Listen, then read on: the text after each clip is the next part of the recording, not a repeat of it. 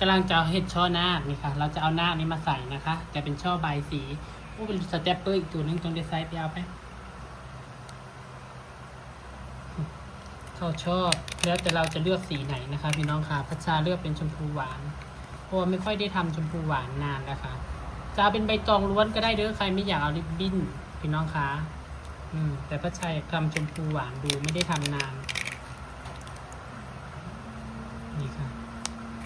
เข้าช่อประยุกต์ให้จับไว้ด้วยค่ะหลักเก่งของพัชชาเนี่ยการที่จะเข้าช่อประยุกต์ให้สวยหนึ่งเลยใบตองคุณต้องยาว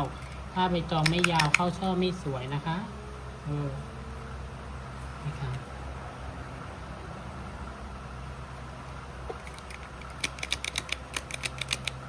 สเตปเปอร์ปากฟังไซดีแท้ไซดีว่าเด้อใส่รูปได้2 แถว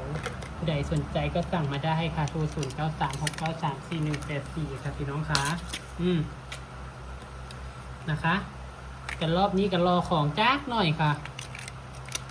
รอบนี้ของขาดพี่น้องคะ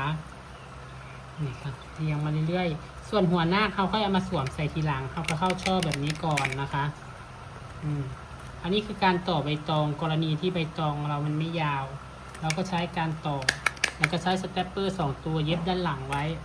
อันนึงถ้าใครถนัดอันเดียวก็ใช้อันเดียวก็ได้สเตปเปอร์นะโบจำเป็นต้องใช้2 ตัวคือพัชชาแต่ว่าพัชชานะโบถนัดนะคะไม่ถนัดแบบนี้ค่ะใครจะทำตาม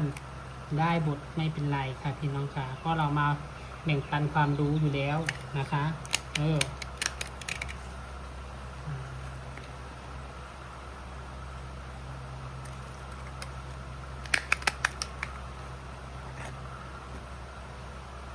ี่ค่ะเข้าเรียงกันลงมาเรื่อยๆอย่างนี้แหละค่ะจนกว่าเราจะได้จำนวนนิ้วตามที่เราต้องการเราจะทำกี่นิ้วทำใบสีอะไรแต่ละประเภทใบสีนิ้วก็ไม่เหมือนกันบางคนเข้าใจว่าทำก็ทำไปเลยไม่ใช่ค่ะความสวย1ต้องมี2ความถูกต้องก็ต้องมีนะคะอย่างเช่นใบสีเทพใบสีพรมใบสีปากชามใบสีตอใบสีหลักนะคะพี่น้องคะมันก็จะมีความแตกต่างกันไปนะคะบางคนทำใบสีพรมใช้นิ้ว11ค่ะค่อยเห็นเขาบอกเขาทำตามความสวยงามผู้ที่เพิ่นบ่มีประสบการณ์เพิ่นทำตามสวยงามแต่ไม่ทำตามความถูกต้องนะซึ่งมันไม่มีใครทำใบสีพรมแม่11กันนะคะพี่น้องยังไม่เคยเห็นใครทำนะคะพัชชาเนี่ยเป็นคนที่ทั้งสังเกตเวลาเห็นเขาถ่ายรูปบวงสรวงลงแล้วไปนับนิ้วว่าทำไมเขาทำนิ้วแบบนี้เนาะเขาไปสั่งช่างหน่อยเนาะทำเขาก็ขึ้นไปนำได้พี่น้องบางทีนะมันทำสวยอย่างเดียวไม่ได้มันต้องความถูกต้องมาด้วยนะแต่ละที่ก็ไม่เหมือนกันแต่ส่วนมากใบสีพรมนะเหมือนกันบทแม่16เป็นหลักนะคะพี่น้องคะ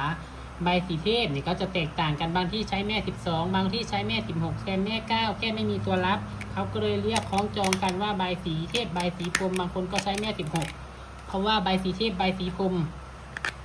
เรียกคล้องจองกันชั้นสูงเหมือนกันบางที่นะคะ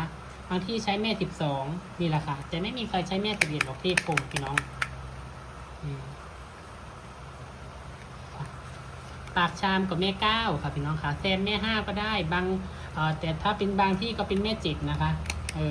ปากชามเหมือนบวงสรวงหรือว่าไหวแบบฉบับวัดท่าทุงพระชาเคยทำเป็นแม่7นะคะใบสีปากชามก็คือลูกค้าเป็นคนเอาหนังสือมาให้ดูเลยหนังสือของหลวงพ่อฤาษีลิงดำว่าต้องทำแบบนี้นะต้องวางใบสีปากชาม4 ทิศดอกไม้สีมีสีแดงสีขาวสีเหลืองสีม่วงมันจะมีหนังสือมาให้แม่ใบสีใช้นิ้วแม่7เขาก็ทำตามนะคะนั่นนะเราก็ทำตามนั่นแหละต่อใบตองอีกแล้วมันสั้นเห็นแบบนี้มันสั้นเขาก็ต่อใบตองเข้าไปนี่ค่ะพี่น้องค่ะตอนนี้พัชชาประกอบเสร็จเรียบร้อยแล้วเป็นยังไงเจ้าค่ะพี่น้องค่ะอันนี้คือช่อนาคแบบแท้ทูนะคะช่อนาค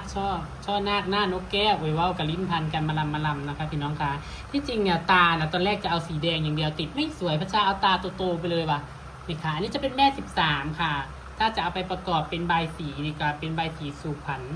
นาคนะคะได้อยู่นะคะพี่น้องคะแต่ใบสีงานแต่งพัชชาไม่แนะนำนะคะพี่น้องคะ นี่ค่ะ เป็นยังไงเจ้าค่ะสวยงามไหมคะนี่ช่อใบสีก็จะอวบก็จะอ้วนจะแน่นนะคะ เป็นอะไรเจ้าค่ะงามอยู่บ่ถูกมุกถูกใจอยู่บ่พี่น้องคันมาเบิ่งแล้วถูกมุกถูกใจพอมุกพอใจก็ฝากพี่น้องกดแชร์เป็นกำลังแรงใจให้ป้าจ้าในเด้อพอสิได้เห็ดคลิปดีๆให้พี่น้องได้เบิ่งได้ชมสืบต่อไปเนาะค่ะพี่น้องคะนี่ส่วนหน้ากากหน้าป้าจ้ากับพาเห็ดแล้วเด้อค่ะ แต่ว่ามันต้องมีแพทเทิร์นนะคะ หน้ากากนาคแบบนี้นะคะ เป็นหน้ากากนาคน้อยนะคะ